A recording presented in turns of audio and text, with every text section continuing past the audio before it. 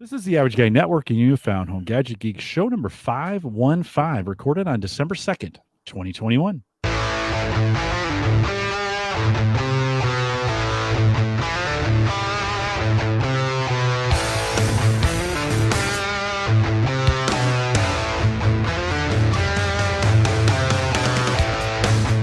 Here on Home Gadget Geeks, we cover all the favorite tech gadgets that find their way into your home. News, reviews, product updates, and conversation, all for the average tech guy. I'm your host, Jim Collison, broadcasting live from the AverageGuy.tv studios here in Mike. What feels like fall is never going to end. Listen, it's been 65 all week here. I can't, I don't want to work. I'm the same way. I walk outside for lunch. I'm like, I'm not coming back. I'm just gonna keep going. It has just been gorgeous. Jay Mattison's with us. Of course, Jay's back. He's out in the Philly area. Jay, have you guys been getting decent weather there on the East Coast?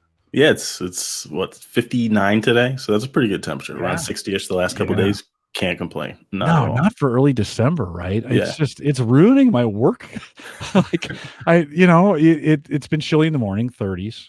Yeah, and then I see 50 on the weather, and I'm like, I got to get outside. Like, I can't, because it's not going to be this way forever. right? Yeah, you got to soak it in.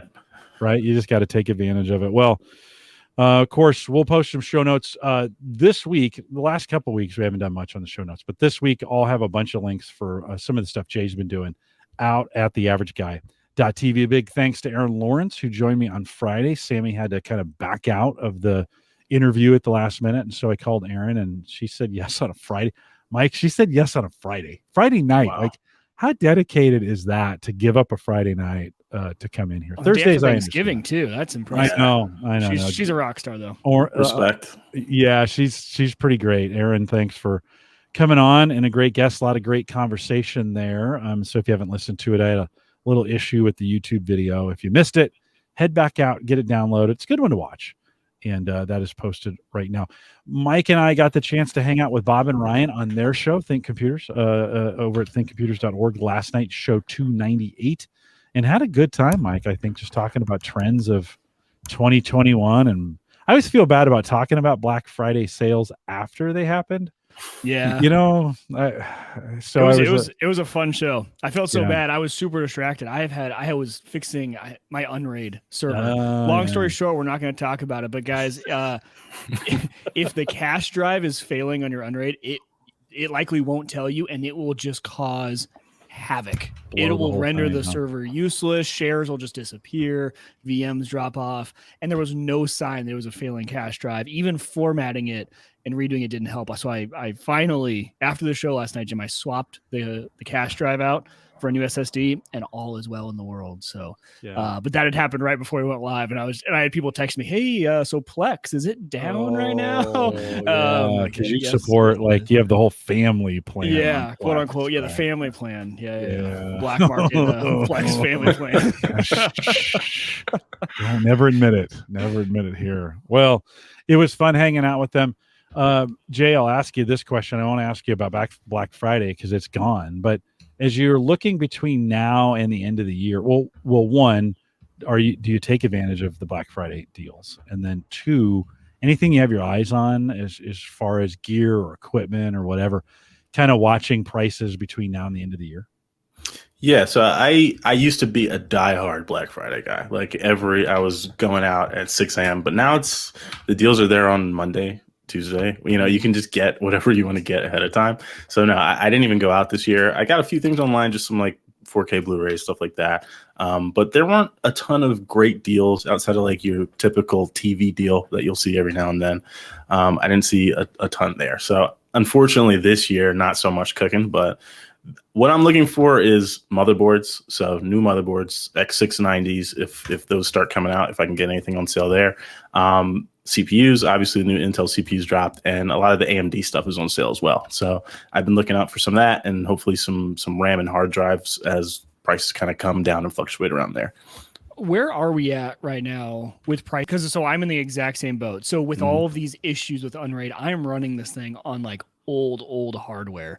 I've got like 24 terabytes on like a motherboard from 2011. An i7 3770 is in there. So I mean, it is some old stuff. So I'm looking to upgrade. But so last night or I think it was 2 nights ago when I was starting to have the issues, I actually priced out in Amazon, just like, okay, what would it be just to get in on an AMD system right now? And I was shocked. It feels like, and maybe I'm just not remembering correctly, but I just built this gaming rig that I'm podcasting on now 2.5 years ago, and it's a AMD. It's a Ryzen 5 3600, I think, something like that. 32 gigs of RAM, a decent motherboard, and I just feel like our prices right now still insanely inflated on the motherboards, or is it just, am I just misremembering? So you're probably thinking of what motherboard prices used to be. And, you used to be able to get, say, a premium board in that $100 to $200 range. Now you still can, depending on what form factor you're looking for. But if you're looking for ITX, ATX, a lot of times those premium boards are 250 plus. ITX, they're now in the 400s, and that's just like a normal price for a premium board, so it really depends on what chipset you're going with. There's all different levels, obviously, that give you various levels of performance and PCI lanes and all that fun stuff. So pricing is for motherboards hasn't really skyrocketed. It's just, that's what it is now. Okay. Same with CPUs. They're just more expensive than they used to be. You've got like a Ryzen. What am I doing? A 5950X is $650 now, and that's the sale price.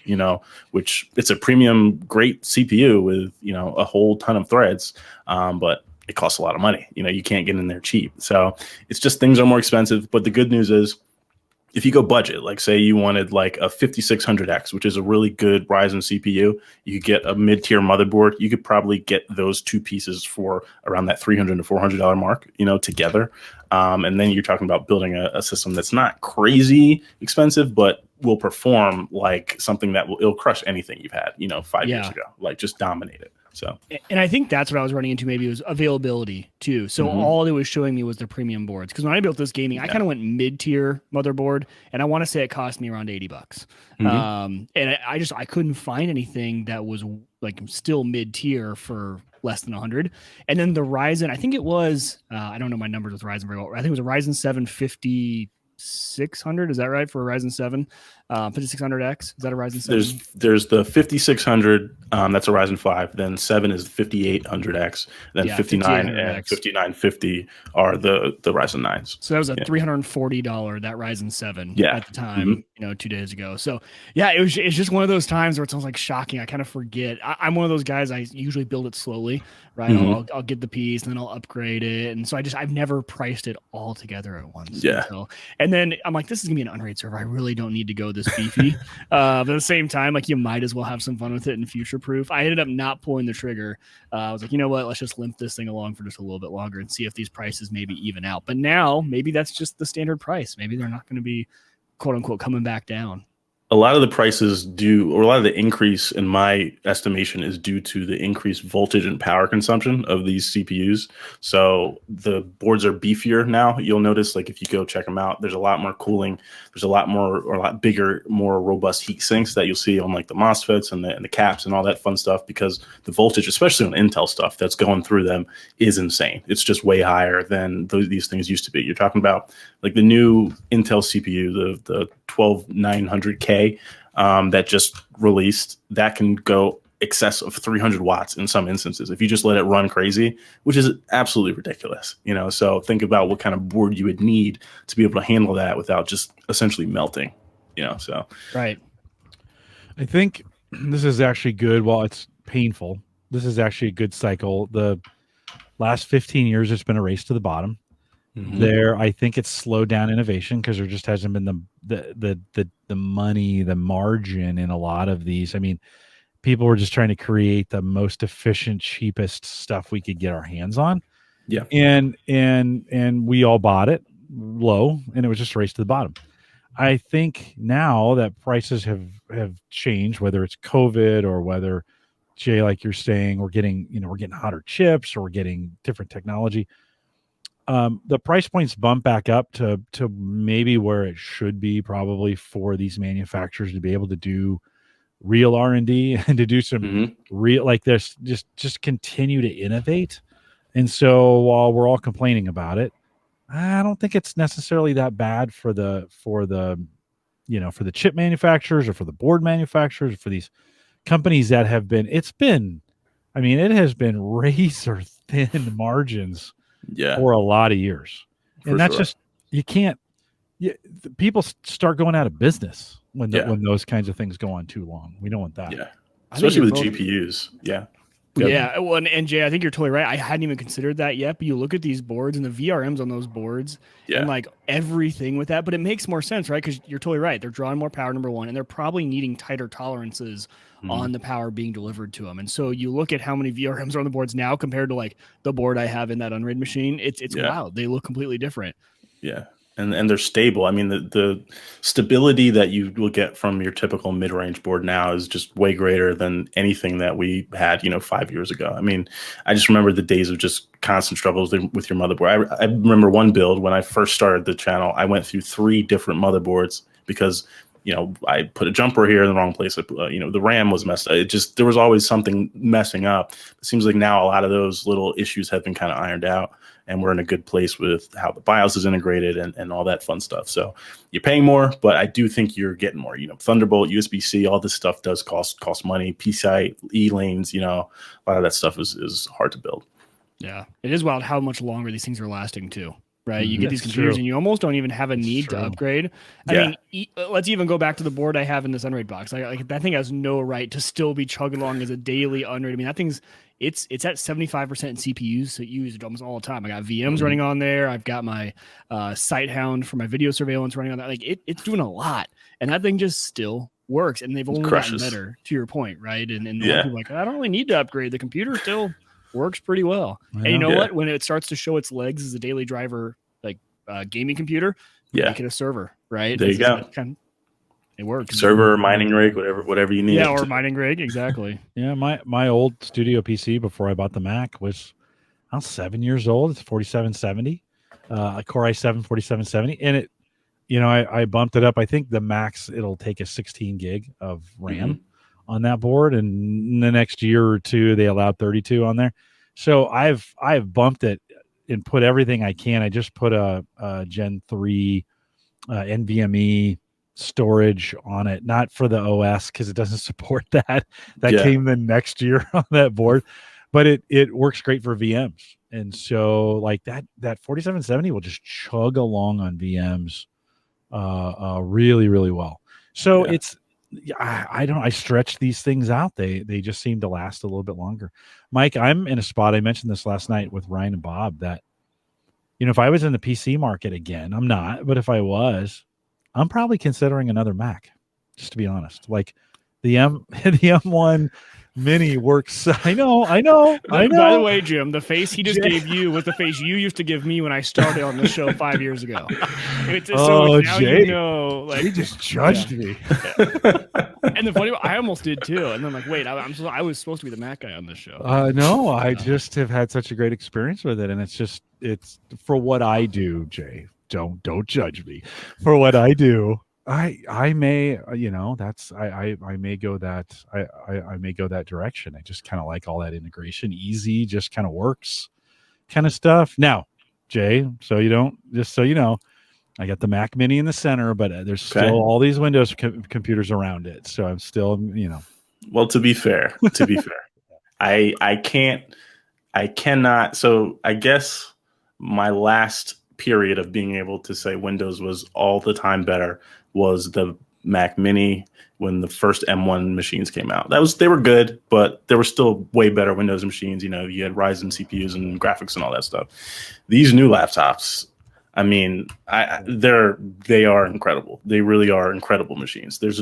Objectively, there's nothing you could say about them other than that. Like they're probably the best laptops that have ever been made to this point. I would say so. They're doing impressive things, and they're pushing the industry forward, which is what I like to see, and it's really quite impressive.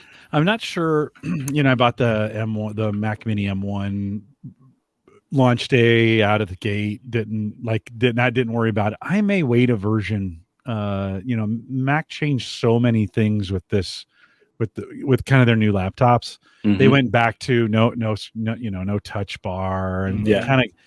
I'd still, and if I could, I think I might wait a year or another refresh just to kind of get, because it's only going to get better. Like they're only going to work out more bugs. This M1, this Mini was not totally ready. Right. I mean, there were some things about it. The Mac folks complained all the time about some things, but worked great for me. So I don't know, Jay. I may wait. Just because the PC cycle, especially the build your own, is just so crazy right now. Like we just got done talking about that, right? And kind of like, I don't know if I want to jump in the fray for that right now. Right. Maybe well, I guess the question is, will they put the M1 like Max chip with graphics in the Mac Mini? That would be my question, because that'll be like that's a killer if they do that. You know, that's the thing that really kind of limits it as a machine currently, and it's still great. But that if they want to do that, I don't know if they have an appetite for it or not. That would be like a hard to beat. It just really would. I'd buy it tomorrow if they did that. If they brought that to the Mini, I'd give my current Mini to Sammy, my daughter, and I'd have that in my house tomorrow. You'd have to. No.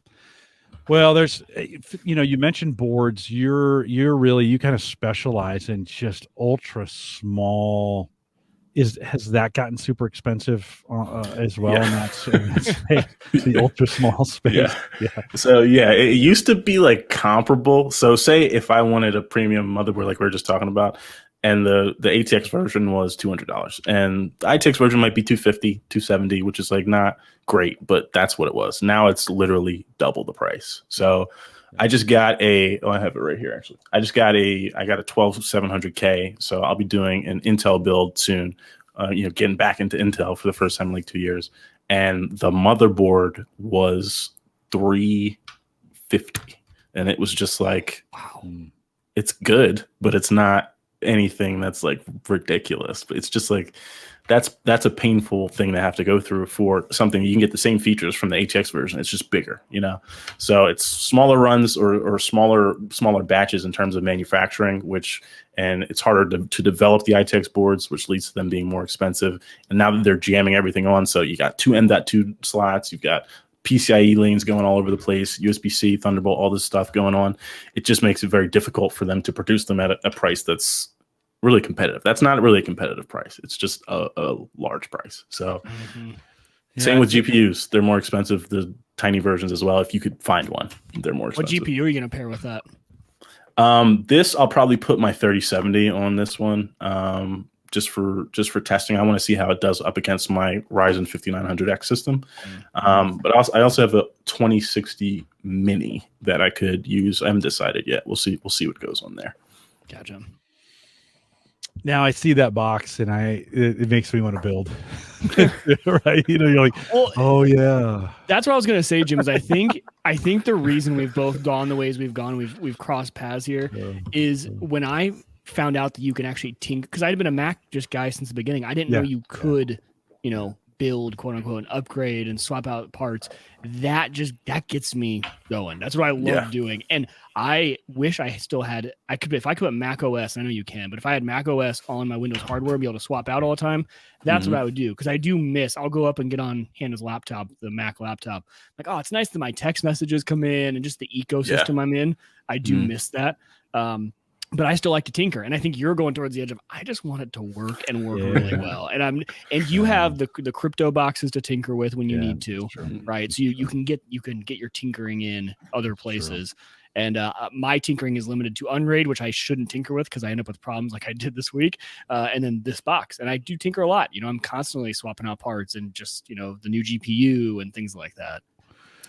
One of the things I think we discovered, hard drive prices are coming back. There was a little bit of a spike, and Chia kind of drove this cryptocurrency that I've been working on, where 4 terabyte hard drive used, I was getting them for $50. Let's say they went to 75, 80.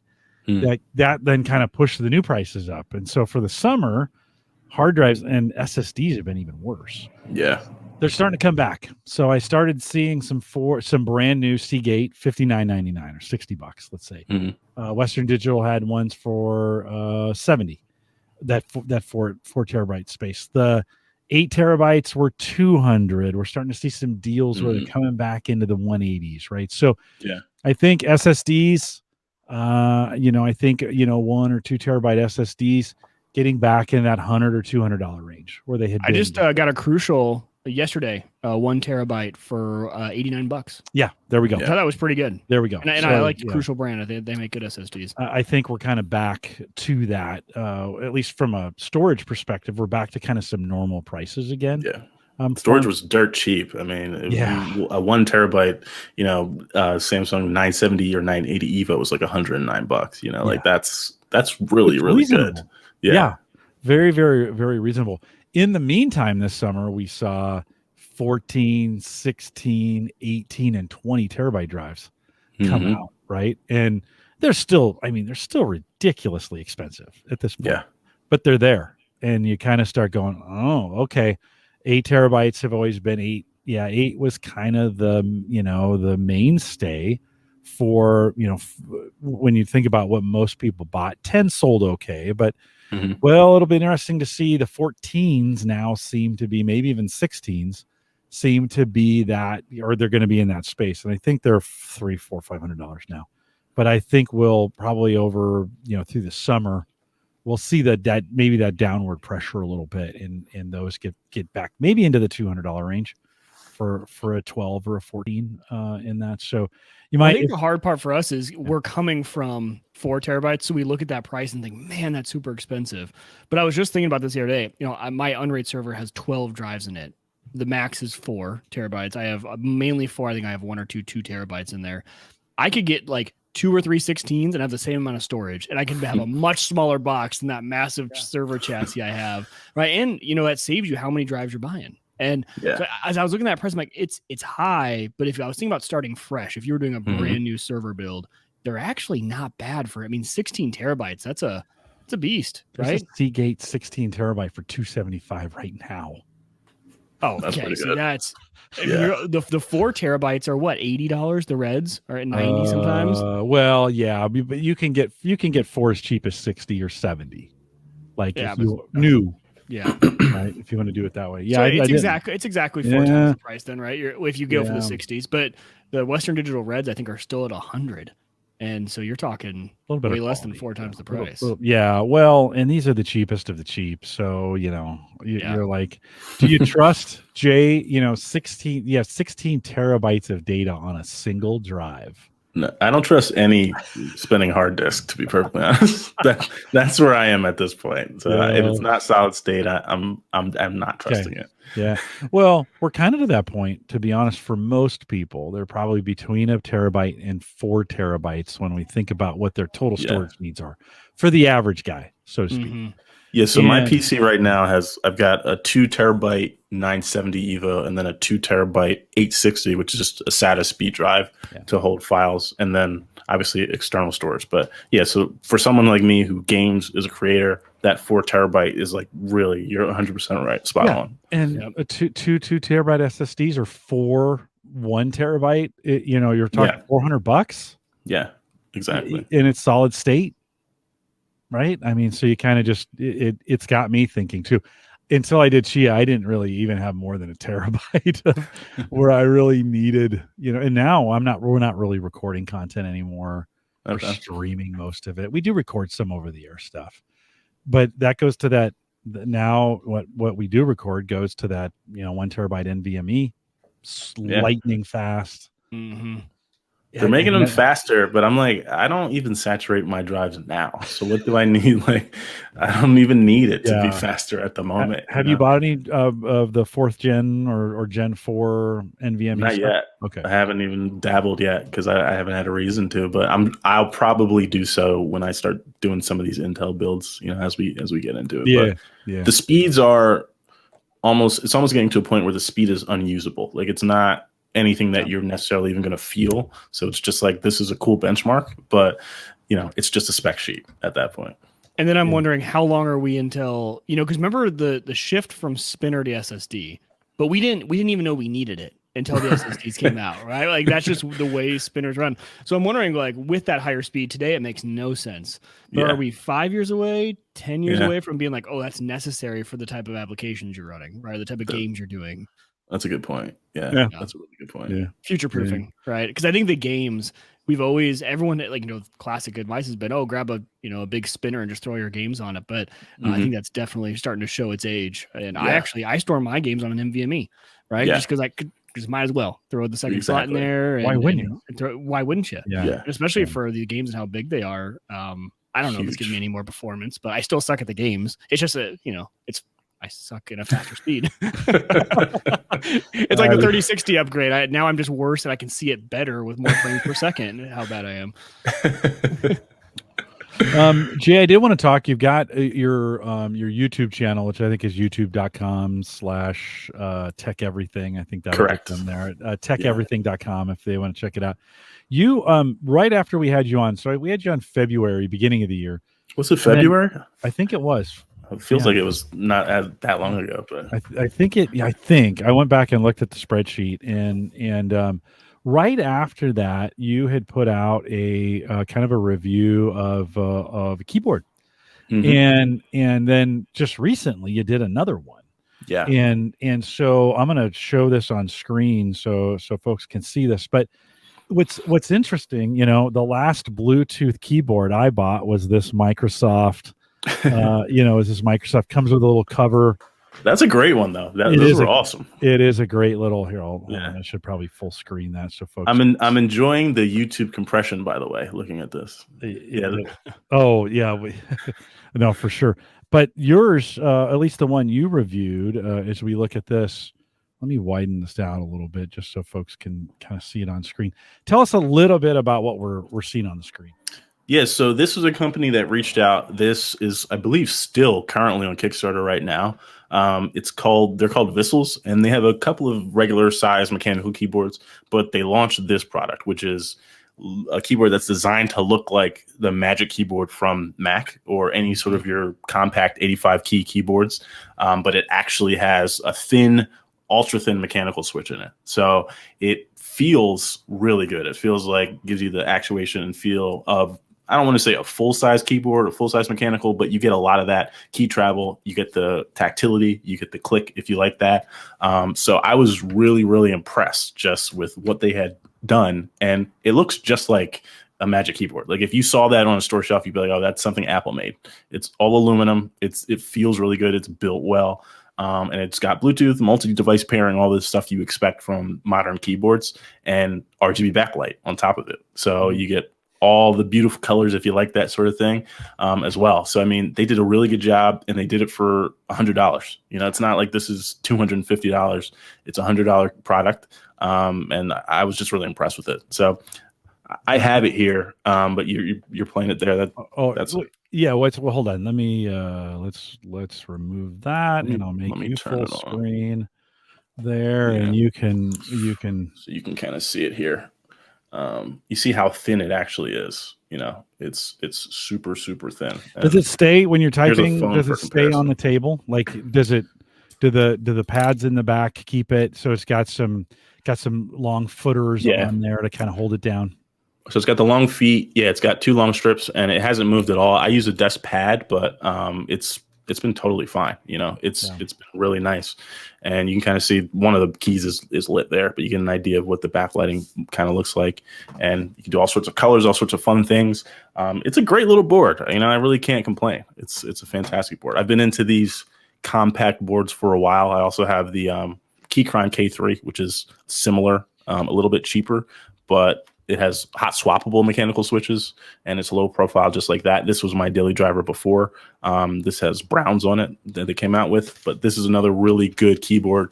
If you're into that sort of compact form factor, or say you want to take it with you, throw it in a bag, these are great for that. And they just work really well. So does it have a cover?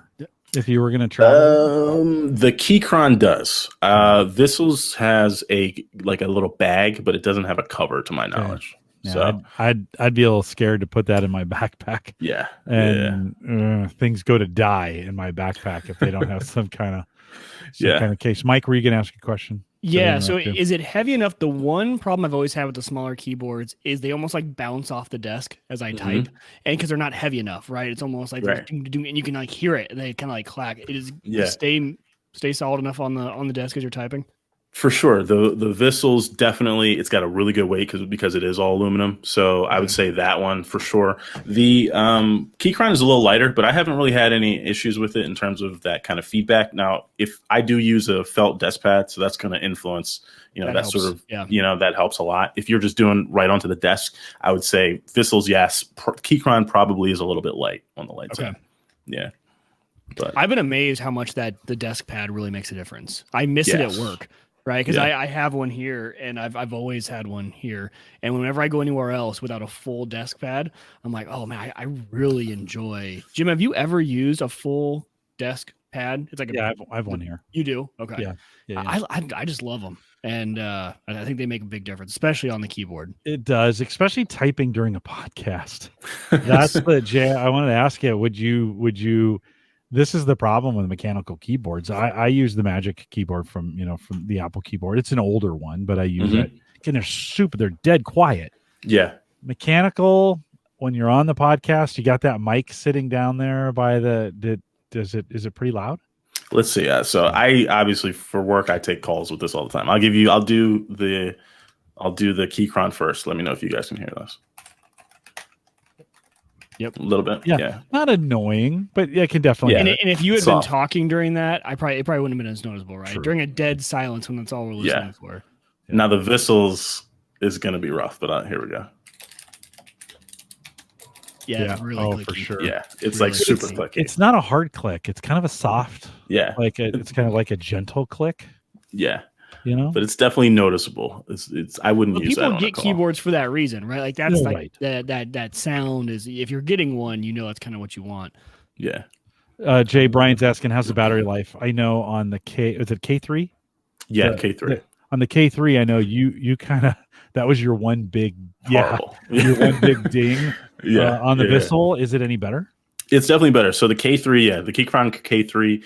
Not a battery life champ, but both can be used while plugged in. So you just have a USB-C cable ready to roll, and you can charge and use them at the same time. The Vissels has been a little bit longer. I've been able to get through about a week. That's without backlighting. Again, still not the battery life you're going to get from, say, a Logitech MX Keys or something like that. But a week is decent. I say that's acceptable. Charge it every Sunday or so and go about your day. But K3 is about 2 days, maybe 3 days, if that. I looked on the Apple website before the show just to say, okay, what are keyboards going for now? Because when you were like 100, I was like, oh, yikes! And then I went on the Apple website. I'm like, actually, 100 is pretty cheap. I think they're 150. Yeah. For the high end ones, I think they get down into the 100, 99, whatever. In that price for some of them.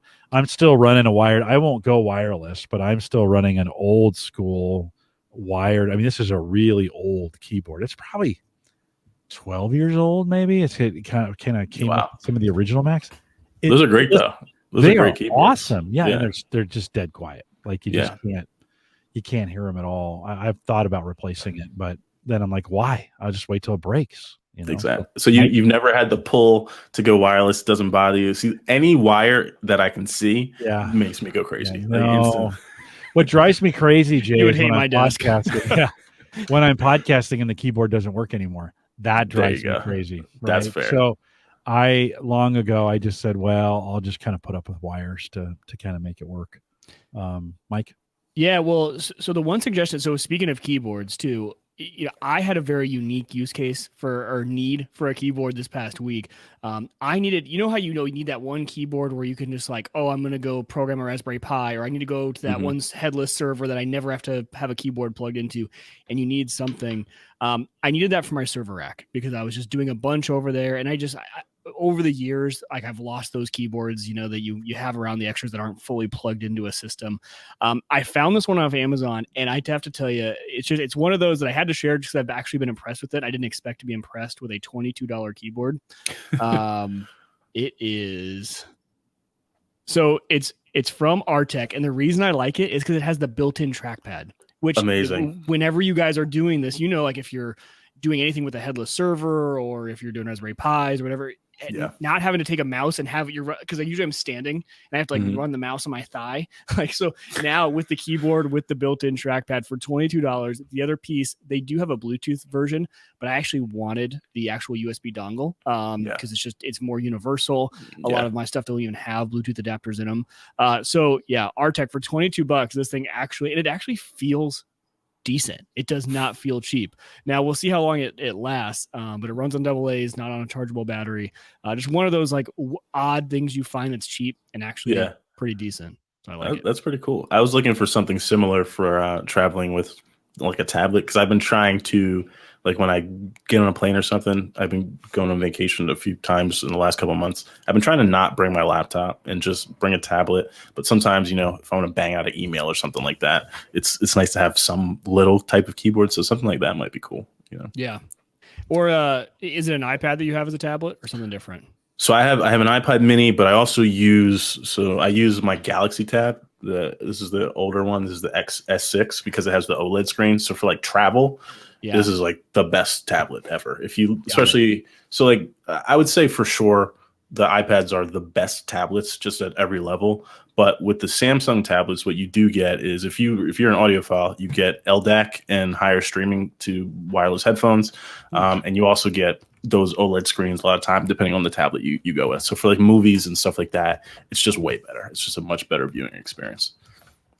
Because for the iPad Pro, the new iPad keyboards that just came out from Apple that actually have rigidity to them, they don't just flop around everywhere, are absolutely fantastic. Super thin. I think like if you travel with an iPad Pro, it is almost like a requirement because it's just, I think the upgrades where they finally listened to what everyone wanted.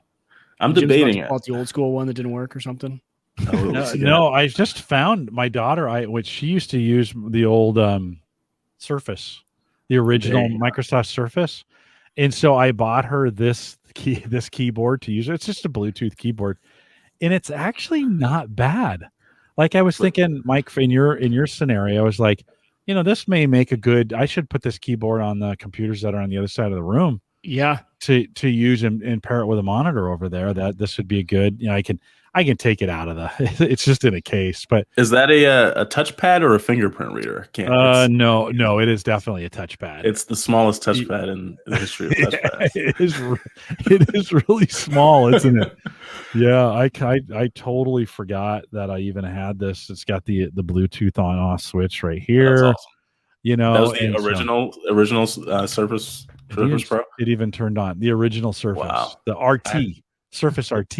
I had the 3. I think I had the 3. That was the one I had. I used to love those. Are great. I love that thing. She used the heck out of it. But one of the things we were talking on the keyboard side, one of the things I liked about this Microsoft, we talked a lot about this in the day, is the cover would come off and it would make a stand, and you could put your phone then on. You could put your phone on the stand like this, and when traveling, it was so good on the plane because I could set this over on the right.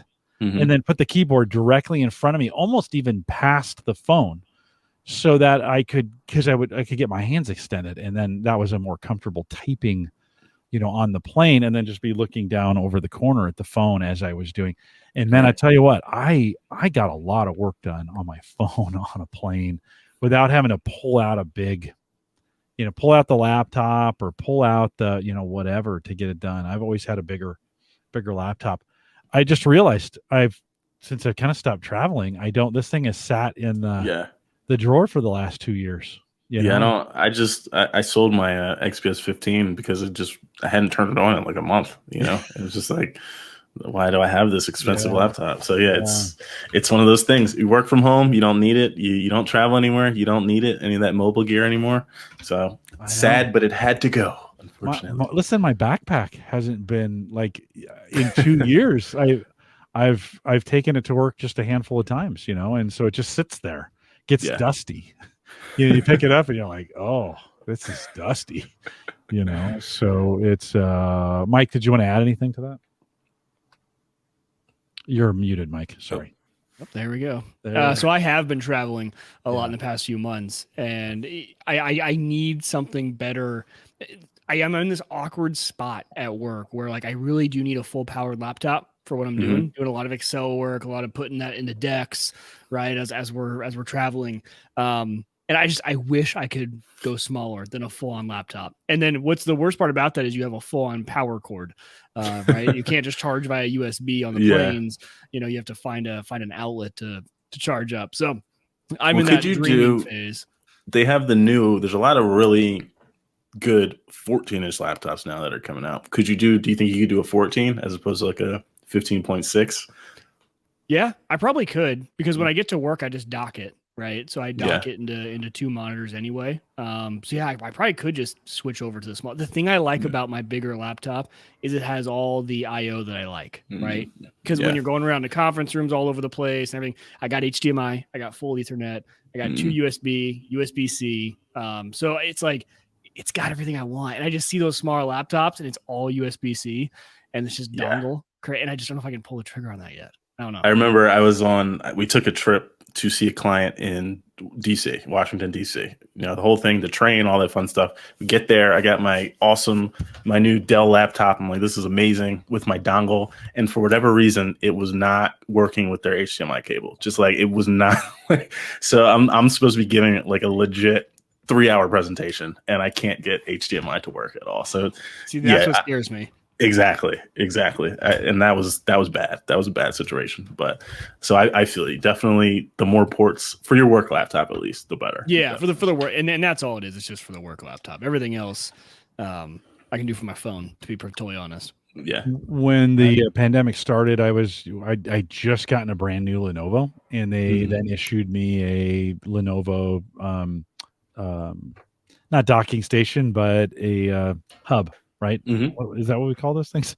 I don't know why I'm blanking on it. Anyways, so one USB-C connection, boom, in, powers it, pushes everything, right? It was great. Then we came home and I made it about an hour. And I'm like, I'm going back for the hub. Like, I gotta have that thing. So I brought it home and set it up, and it took me about a week to figure out everything here. Then when I started doing that weird back and forth, and I'm like, I don't want to carry this thing, and I want it at home, and I went and bought another one just so I'd have one here and one at work. So, and they're identical, so I can literally just go into work. It's one cable, everything's already wired. I'm not dragging anything back and forth for the most part. Yeah. I've got double chargers. I've got double, everything is there. That was really important. For me, that just really increased. Jay, you and I were talking in pre-show about how, just being home kind of increases your productivity. Yeah. If I have got to go back and forth, I also need similar setups between the two. Gallup would give me one, and that's fair. But I was like, nah, home needs to mimic what work is, because I'm doing it so much here. Yeah. It's just way more productive that way. Yeah. So we were talking about desk pads. So before we shut down, if you went into our office, you would see a bunch of normal desks, just tan furniture, office furniture, with a laptop and a monitor, a very small 20-inch monitor. Then you would have seen one desk with a 34-inch ultra wide and a desk pad and a USB-C dock, and that was my desk. It was jammed in the back because I couldn't. I was finding that I would literally be getting frustrated trying to do things that I could do at home and just not having like the space or fast enough computer or my mouse wasn't set up right. Like, once you get comfortable working in a certain thing in a certain cadence, it's hard to go to something else. Oh, for sure. I just get angry. And I'm like, okay, this is dumb. Like, why am I struggling with the other day I was working on something, and I needed a portrait. I need the monitor in portrait mode to be more productive. I was looking at numbers this way instead of landscape, right? And I knew there was in an office next to me, I knew there was a monitor that would flip. I just went and grabbed it. I was just like, nobody's there. Like, I need this monitor. And I just brought it in, set it up, flipped it. And it kind of was so great to have that orientation to be able to work. And again, it's just, being home all of a sudden, now that I've got, because I have 9 monitors down here, I can't tolerate like sitting with a laptop. Yeah. It's hard. I can't either. Like I still on this machine, I have 4 monitors. I have monitors here to here, so I have 1, 2, 3, and then one up top, which I call this my ADHD monitor because I'll put like crypto prices or something where I would typically pull up my phone to check when my brain wants to switch, but I can just look up, see it, and get right back to work. That's smart. And like I miss that at work because I will get distracted real easily, pull stuff out, and I love how I can have everything open. And I need to try an ultra wide. Because honestly, these 3 monitors, I could get an ultra wide that's probably a little skinnier than this. But my only concern is I love just being able to snap full screen in the middle on my nice gaming monitor here. I'd like to game on the middle and then still have stuff open on the other 3. Yeah. So I can't decide if an ultra wide would be good for me or not. I don't know. Jay, talk me into it or talk me out of it. I'm a diehard ultra wide guy. I know you are. So I'm talking to the right guy. I need you to convince me to that. Okay, so because right now I have my gaming monitor, 27-inch. Okay, and then I have 2 24-inch monitors to the side. Okay. That I put stuff on. So like I have Unraid over here, and I have Discord over here, and then up top right now I have Spotify. Right. So that's kind of what resolution? 1440p, 4K? Oh, 1080. Oh. Come to the ultra wide. If you're in a 1080, come to ultra wide. You'll be so happy here. So so I currently have a 38-inch ultra wide. That's the only monitor I use. Well, I do. So I have this thing here, which I've kind of been using. This is just like a 15-inch portable monitor, and sometimes I'll prop it underneath mine, just kind of like how you mentioned, just for things that I might be looking up, Twitter stuff like that. But there are programs that you can use that will do the snapping for you, so that it'll section it off. You can make what you want your areas to be for that sort of snap, and like it sounds like you're doing thirds, so you could just have it set up. It'll do that for you, so you don't even have to worry about it. What I've noticed is not having that bezel it's not like the biggest deal in the world, but it is more seamless. It is one screen. It's a lot easier to manage. You don't have to worry about any one screen flickering or going off and all that goofy stuff that you do. That does suck every time I look at my computer. Windows 11 is better at it, but it still throws all the windows around for half a second and then decides, oh yeah, that's where you had them when you fell asleep 2 seconds ago. And you also get, so mine is, 3840 by 1600. So I've got more vertical space as well, so it's really good for productivity and documents. So for someone like you, gaming, well, I will say it's a little big for gaming, so that's the only thing. That's what I like. Is like I can't go back to gaming on the couch anymore because the screen is way too big on the TV. It's a little big. I love gaming on this 27-inch. I think for me that's perfect, and I sit so close, right? So I don't know. And then while you're gaming, can you still have other stuff like on the side if you didn't want to use the full monitor? Yeah, you can do windowed, I guess. You could do windowed. So I do that sometimes. Like if I'm streaming on Twitch or something, which I rarely do, but I've done in the past. Yeah, you can just go windowed and do it that way. You can also, if it's too wide, like you're playing like a first-person shooter or something, just set it to 16.9, and it'll just have black bars. You can do it that way too. Yeah, if you really want to. So 38 inches for the ultra wide would be for someone who's coming from multiple monitors. I think that's like the sweet spot. 34 might be a little small if you're trying to just go to one. Yeah, I would have to go that big, if not bigger. Like it's kind of one of those things. Because what do they go up to? Like what can you get? Like a 40? There's the biggest right now is the 49. Low. Okay. Yeah, there's a 49. Bob has that 49. Yeah. The 49 is when he was referring to yesterday. That's what I he was remember talking what he about said. last night. Yeah. That thing is awesome. I think I do need to switch it. Plus all the cords that it would save from having 4 monitors. Now I've tucked them away to run them behind on this mount because I have one mount that holds all 4 monitors.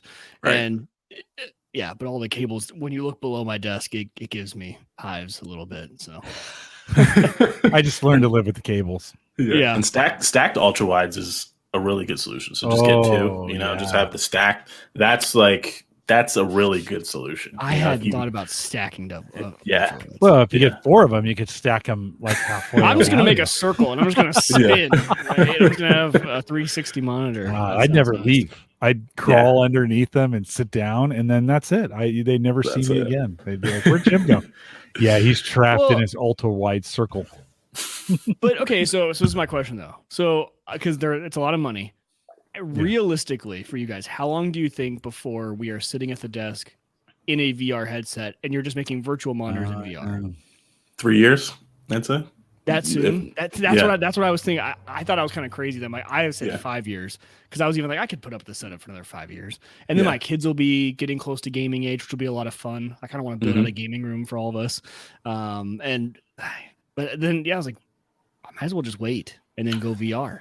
Yeah, because I think it'll be. So I thought about this a lot. I don't know. I think VR would be it would be like more of a perfect solution, but I think what we'll probably see is augmented reality monitors more quickly than when we see full VR setups. So you'll look at your wall and it'll just look as if everything's there, and you can still see things going around you. Because if you're in an office, say, you're not going to want to put on a VR goggles headset, and you know what I mean. It would be difficult to interact with people. Like people would be, running up and poking you and stuff. So I think we'd probably see that. And then maybe when you're home, because you can do VR desktop now. You can do that. You?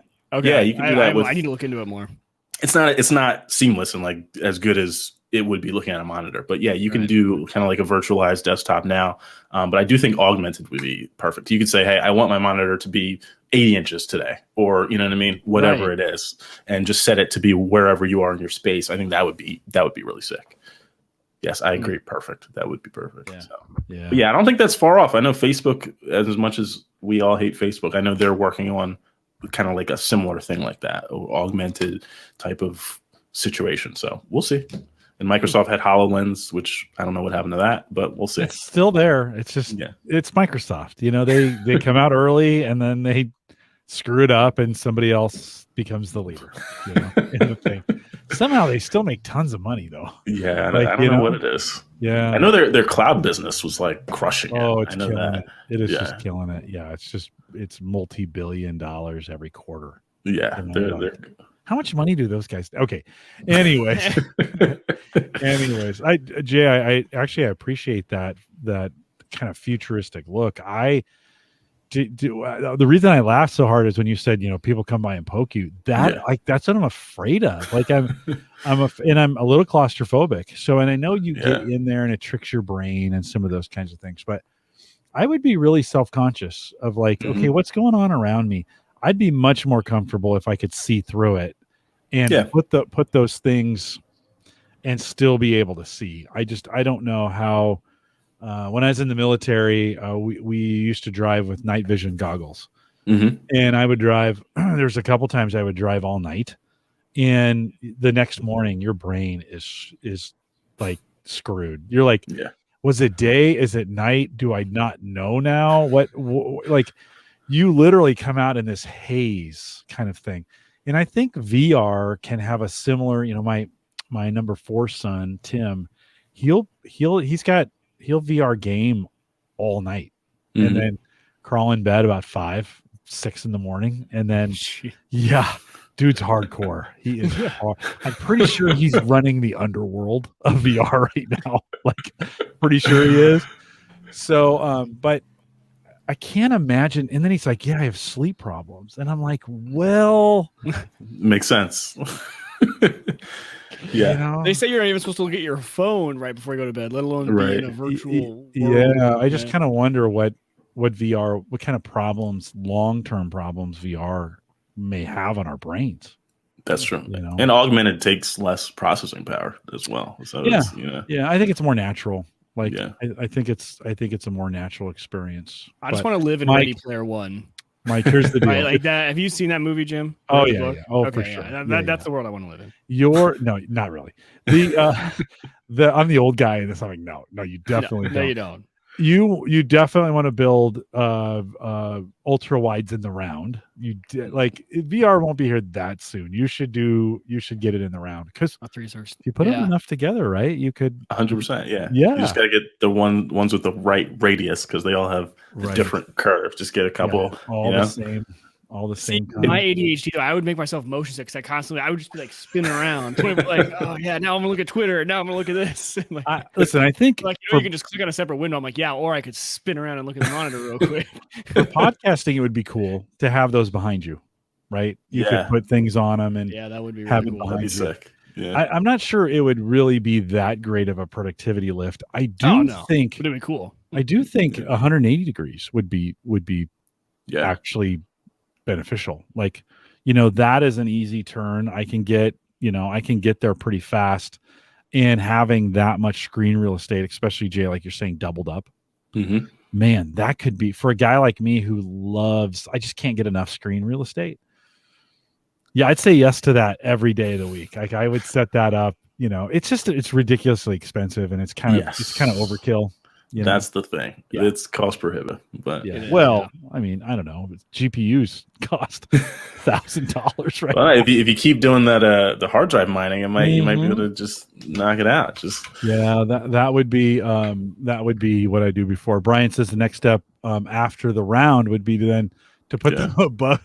Yeah, you could do a dome. An Atmos monitors. Yeah. So Mike, you maybe have your maybe have your cameras above you. So, there you go. Give it a quick glance. What's going on outside? Okay. That's good. It's the arboretum of, I love it. Jay, we went a long way around, but let's wrap up that keyboard bit. Which one between the two, which one do you like better? Ooh. Oh, that's a good question. If you can handle the clicks, if that doesn't bother you, I think the Vissel's overall is probably better. It's better built, has better battery life. I'll stick to that. I might feel differently next week. Yeah, that's 99, and I think the K3 is 85 or 85. I think it's a little bit less. So, and then if you were going to go, if you were thinking like, well, I don't want to get either one of these. I want to go Logitech. I want to go mainstream, right? Mm-hmm. Is there a Logitech keyboard that would fit in that same category that you'd like? Yeah, the MX keys. So there's an MX keys 85, which is the same size, 85 keys, that same ball, and then there's a full size with a numpad. I love a numpad, but you're an analyst guy. Yeah. So I do data entries a lot during the day, a lot of spreadsheets. So yeah, numpad is big for me, but a lot of people, that's not important. So yeah, the MX keys is really good. So what the retail on that is? I think it's $129, but do not quote me on that. They're more expensive. Yeah. Still in that quiet or mechanical? Quiet, yeah. So they're more that traditional membrane style, key that you'd get on like the keyboard you have. Or I don't know. Does the one you have it might have the scissor switches? I'm not sure. I don't know. Yeah, I don't know. I've never taken it apart. I don't know what type of keys these are, but this Razer, these are they're enough travel, but they're I call them soft. Like it feels soft when you press them, which I like because they're quiet for the podcast. Yeah, and they're not super clacky. This Razer keyboard has been one of my favorites because the travel for me is what I like, right? Okay. I still like the mechanical travel. I just don't like the click. I'm kind of weird. I think most people like that sound, and they don't like squishy. These are a little bit squishy. And it took a while to actually read reviews of a lot of people saying it's bad, to be like, no, I like squishy keys. It's kind of what I was looking for. Jay says Jay setting up his room with ultra wides like the architect in the Matrix. Even that he knows I love the Matrix, so that's why he said even that setup based on Vince Cerf, by the way, the architect was a character based on Vince Cerf. They're all flat screens. They're not curved. It's not, and they're kind of small monitors too. They're not very big. Well, we'll see in the new Matrix if they get a technology upgrade. Yeah, when does that come out? December something 20 something or something like that. Christmas, basically. Christmas-ish. Yeah, that's going to be a big one. You gonna stand in line to be the first in the theater? I think my standing in line days are over. Hey, wait! You admitted standing in line to get GPUs. Yeah, well, there's financial gain there, so that's a different thing. Can't resell the movie. Right? No, I can't resell the movie. I think the last movie I waited for was probably Dark Knight or something like that years ago, and I think I was like, "Why am I doing this? Let's never do that again." Those days are over. I think it's easier. I don't know. I think it may be easier now to get into first day. Just not that many people. It seems like theaters aren't quite the crush that they were pre-pandemic. It was nuts on an opening weekend for a movie. You're like, let's not even go. Yeah. But now I think you've got some good, they're trying to get people back. They're saying Spider-Man is like selling out for whatever reason. Okay. People are super, super hype about it. They're trying to scalp the tickets and everything. So that might be, There's tickets on eBay right now for 10 grand. God, for the American gray market is just out of control. Like, we like money. Stop paying these prices, people. Stop paying these prices. Just see it the next day. It'll be the same. Jay, let's as we kind of think about wrapping here, but I want to ask you. Your CES is we're kind of on the eve of CES, right? Yeah. Coming up here pretty quick. Anything you're keeping in the spirit of that?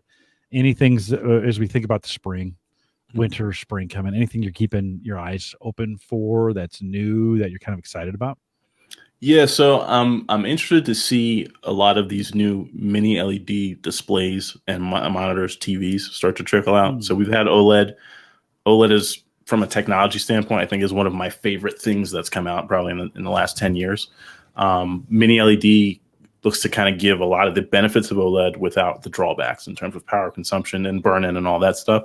So I'm excited for that. We see that in like the new MacBook Pros and stuff like that. So that'll be cool. Also looking forward to OLED monitors. So we're talking about ultra wides. If I could get a 38-inch OLED ultra wide, I'd probably pay any price for that. Like, honestly, I'd pay any price for that. Don't say that. Don't say that publicly. They'll charge you anything for it. I welcome it. Whatever the price is, just let me have it. Just let me buy it. Are we close to that? I don't follow that, but are we close? Yeah. So LG's releasing 43-inch, 42.5-inch television, which is going to, which is going to be probably the closest thing to OLED monitor we're going to have. And then Samsung is releasing an AMOLED, which is their version, essentially the same thing. Right. Same tech they use in tablets and phones. They're releasing an AMOLED monitor that's going to be coming out in ultra wide. From what the rumors were, it's 34 inches, which, isn't 38, but we'll take what we can get, So 34 is good. 34 is good. Yeah. And then there's the electric cars, which are starting to ramp up big time. Yeah. So I'm excited. Yeah. I'm excited. We've been talking a lot about those here. Mike's got his eyes on that new F-150. That'll probably be coming in 2024. Hopefully, if that. At this point, well, I think I got my reservation in early, so no one has gotten to put their order in yet. So I'm hoping to get a call here soon in the next week or two from the dealership to put the order in. But they're only going to produce about 15,000 next year, so I don't think my reservation was in the first 15,000. We'll see. So, are you a truck guy now? Do you already have a truck, or are you? I'm a truck guy by proxy. Every one of my family members has one. No, I'm still driving the same Jeep I've had since high school. It's just it's a tank. It's worked, and so I've never upgraded. But no, I mean we're truck people. So no, this will be my first personally owned truck. That's pretty cool. That's really cool. So did you look at did you consider like the Rivian at all, or were you like too risky? I did consider the Rivian. There was something about, I considered a lot of things on this. And when I looked at it, just the reliability of a company who's been around like Ford, right? Now you can make the jokes about Fords and stuff like that. But just the experience that they have and putting it in there. If I'm going to go with a first gen product, I want to go with someone who has built, a ton of cars in the past, right? Now the Rivian has a bunch of cool features, and I think it would be a great truck as well. I also like the look of the F-150. I like how they just kept it classic. We spend a lot of time down at the family farm hunting and everything, and I had showing up in the Rivian, you would be the slitty slicker guy who came down, and it's just I already got rid of that stigma when I met my wife and I came to her small town, and I'm not trying to go back to it. So it's a perfect compromise of I get the all electric, but it still has the classic look of a Ford. It's kind of, for me, it was I feel like that truck was made for me. I'm a truck, but I'm also a techie, so like the tech angle of it, my first kind of electric car. It was just kind of that perfect storm of the F-150 is the perfect truck for me. I was looking at home generators, and then they said, hey, by the way, you can power your house for 3 days off the truck. I'm like, this literally just checks all the boxes. You're like, and for deer season this year, I had to borrow my father-in-law's truck, and I'm like, that'll be so nice when I don't have to borrow a truck again for hunting season. I just had this conversation last night. It's funny that you mentioned that. I have a friend who has a pre-order in for the Model X, and he was debating canceling and going, waiting for the Ford electric. And oh, really? Yeah. So we were kind of talking back and forth about the pros and cons. I mean, Tesla is what it is, but a lot of the stuff that they're doing at this point in terms of quality control and just like shipping cars with incomplete cars now. Did you guys hear about that? Where they're doing it with the USB ports? Mm-mm. So yeah, recently they've been shipping cars without their USB ports and the wireless charging pad, and they just weren't saying anything. They just didn't say anything to the people. So they're in such demand, they know people are going to take them, so they're taking them. And then if you don't notice it, I guess you just go to plug your phone in one day, and there's no USB, cable or port there. So they said it's because of the chip shortage. But the fact that they even shipped the cars like that and didn't say anything is ridiculous. Ford would never do that. A legacy brand would never do that. So stuff like that. And the fit and finish, there's a lot of issues there. And service, that's been a huge issue for people. If something goes wrong on the Tesla, that's a nightmare. Imagine you get the F-150, you can go to any Ford service center. I got a Ford dealer 2 minutes away from my house, right? I can we all go do. there and, yeah. And I just don't think Ford, knowing how important the F-150 is, knowing what that means to them as a company and just as an American brand, would mess that up. I think that's why they're delaying it, and I think it's going to be good. That's what I'm hoping for. And, they did the Mustang Mach-E, and that was to put the Mustang name on an all-electric, and that's gone pretty well, right? And so I like how it's not Ford's first dive into the full-on electric, especially on a classic brand of theirs, like the Ford F-150, like the Mustang. So I don't know. I'm sure I'll be on this show once I get it, whenever that is. If it's next year or two, and I'll be complaining about being a first adopter. But I also kind of nerd out on that too. Right? Like I kind of like being a beta tester. Like I enjoy that. So I'm not, unless this thing puts me into a wall and doesn't let me break, like I'm not going to be too upset. Right? I'll deal with the little quirks. Yeah, that's cool. Definitely. I would love to hear how that goes out. I'm thinking about my next car will probably be electric of some sort, but it's probably not going to be for a couple of years. So you got the bug, but not like the today bug of I'm gonna get an electric vehicle tomorrow. Yeah, well, I like really small cars. So for me, the electric is tough, and I really don't like the Model 3. I think like it's okay looking, but I don't know. I just don't want it as my vehicle right now, is what I'll say. Yeah. I also don't. I don't own a home yet, so installing that charger is not an option for me right now. So I can't put it into my condo building. Like that's not going to work. So when I get a house, then maybe I'll feel differently because I can charge at home. I don't have to worry about it. Yeah. But it would be so inconvenient right now. Do they have chargers at your condo right now? They do, but they only have 2, and they're currently occupied. So, So there's people with some Model S's here that are, first come, first serve. They've had them for a while. So, it is what it is. Alex says GM took away the start and stop. That's when the engine start and stops automatically when you stop at a stoplight, and told consumers before they took shipment and deducted the price. Off of it, which is good. I would pay more for them to take that off. I hate that. I do. It drives me nuts. It's on by default on the Subaru, and I haven't figured out how to turn it off. Like there's a big button, like once I'm driving, I can turn it off easily. Turn it off, right? But to get it to default to off, I haven't found that setting. Listen, getting into the settings of the entertainment system and the car settings in the Subaru is a lot like your BIOS. Like you're like, okay, where is key this combination? If I don't hit it exactly when the car boots up, I'm not in it. And then if you're driving and you try to change things, there's things that are off by default because you're driving, and it's like, hey, pay attention, jackass. And you're like, but I'm the passenger. I'm the passenger. I need something. I need something. Speaking of needing things, box just came in from Amazon. It's something that's going right back, but I always end up turning off that feature.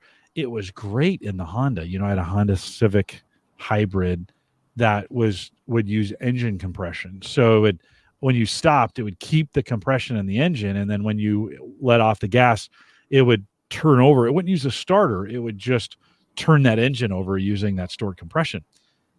The Subaru didn't do it that way. It actually engages the starter, and I'm like, holy crap, that starter is going to be like, I'm thinking at 100,000, I'm probably replacing the starter, right? So you'd think, but they say they test them for it, but I can't imagine it doesn't put additional wear. Like, how could it not? I can't. And I don't know much about this enough to be educated and speak on it, but it's like, is it really saving that much emissions?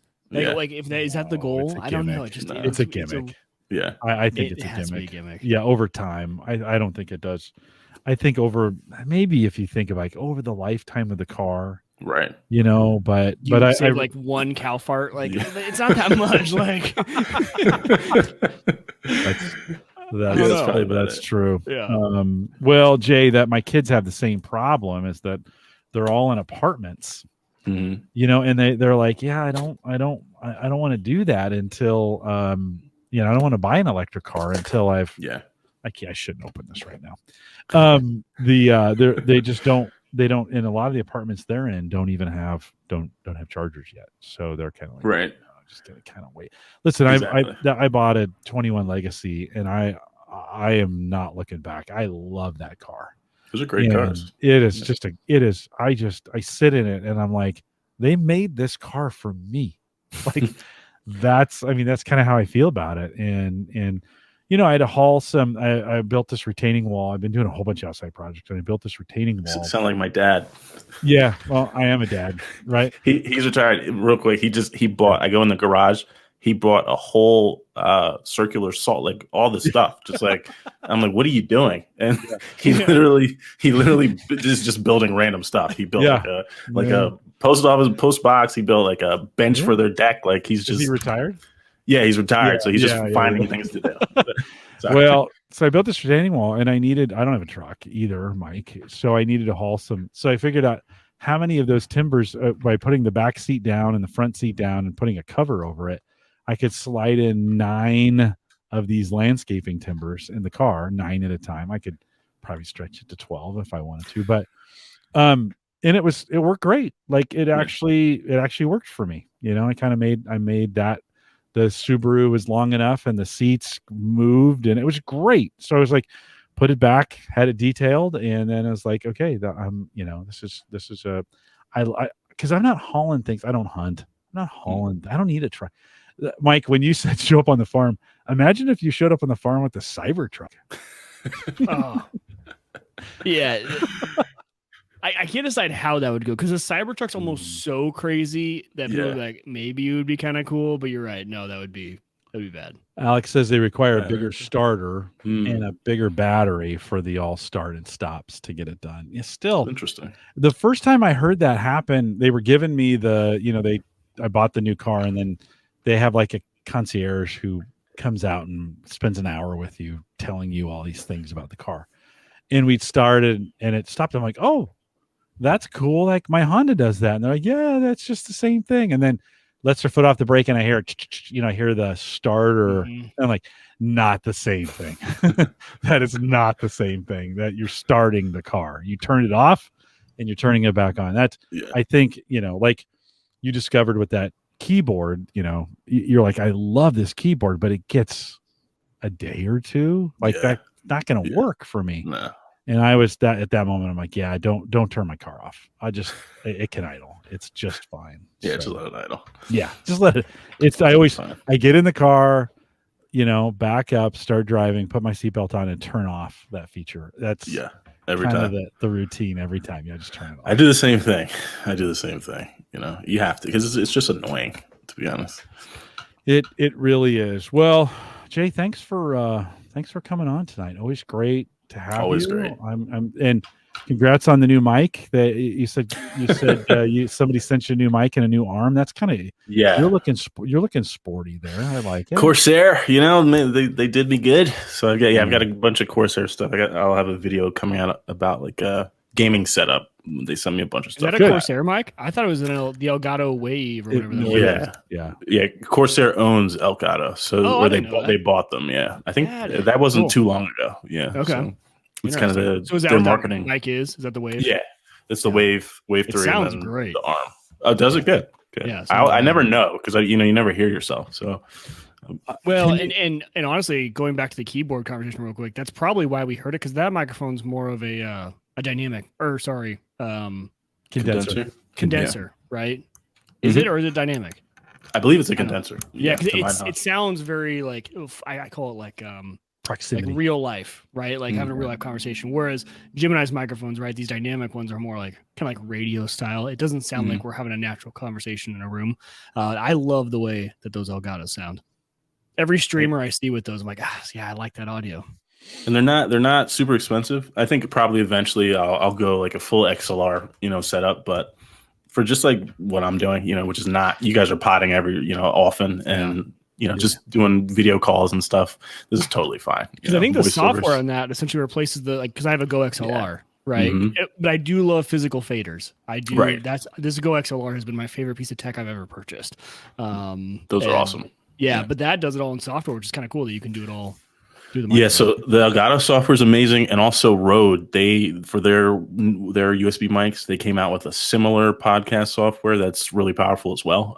So now a lot of people with USB mics, which we never really had those kind of options before, now at least you have some digital options where you can kind of do something. I'm not a digital fan. Never been. I've had too many PCs crash in the middle of something, and then you lose your.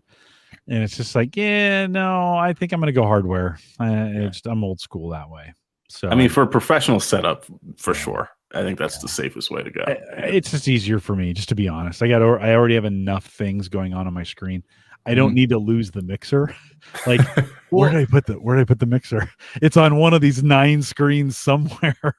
The funny part, real quick, I did just learn this the other day.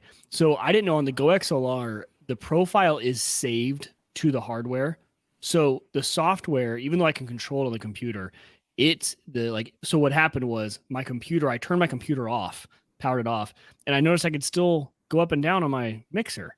So it was getting enough power because the power supply is still on the PC and providing power to the USB. And I plugged in something to the output on the back of the Go XLR and I could hear it.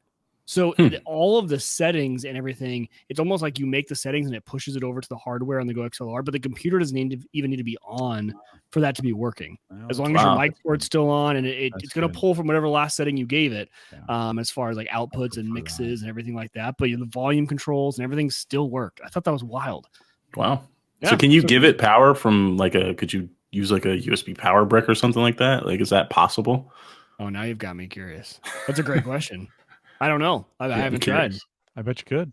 I bet I could. Yeah. Once you've got it set. Well, man, that would really be a game changer, because then this is like a portable. That's your portable mixer that I miss having from the other one that I sold. Yeah, that'd be sick. Now I need to check it out. Mike Bryan's got some, so when you go down to the farm with the Cybertruck, he says they're bulletproof. May be beneficial for any stray accidental bullets. True. I mean, you could be like, go ahead, shoot me. In the video though, didn't he hit it and it actually broke? Like, probably. I think that was like during the announcement video. I think he went to hit it and it actually smashed. I was like, well. Like in the 1994 Comdex, when Bill Gates plugs in the USB to the scanner, and he's like, and then it blue screens in front of everybody. It's like, oh, remember the good old days? The good old days. You can find Jay over on YouTube. I find his YouTube videos awesome. Jay, you do such a great job, and you don't overwhelm us with too many of them. I know I follow some YouTubers like, God, I can't even keep up. You do a really nice job on them. YouTube.com/TekEverything, and then TekEverything.com. Where do they, Jay? How do they follow you on Twitter? Same handle everywhere: Twitter, Instagram, Facebook, anything. Yeah, TEK everything. TEK, yeah. It's good to know. You definitely want to follow, if you haven't already, or if you're new to the channel. You definitely want to follow Jay and make sure his reviews are just outstanding, thorough. Like, if you we talked about it, but his reviews on the keyboard are even better. So head over there and make sure you get those reviews in. Jay, can you hang out for just a few minutes? Sure. Yeah. Are you okay? Absolutely. We are live every Thursday, 8 p.m. Central, 9 Eastern, out here at theaverageguy.tv/live. I'll be putting the links to all those things in the show notes in case it's not hard to remember, but in case you do, it'll be in the show notes as well. If you want to leave us a message, if you got a comment for Mike and I, you can head out to homegadgetgeeks.com, leave a message there, and we'll play it live and answer it on the show. Jim at theaverageguy.tv, if you want to send us an email, at Wieger Tech for Mike, on Twitter at Jay Collison for me. Join us in our Discord groups, theaverageguy.tv/Discord. A great way, just a great group. Mike, the conversation stepped up a little bit this week. I think you and John were having some Unraid conversation. Tons of deals in there. Yeah. So if you only join us for that should be a good place to. You'll have to get John straightened out on that Unraid stuff going on. We're trying. We're gonna figure it out. He's gonna try a few things this week, and we're gonna see if we can get it figured out.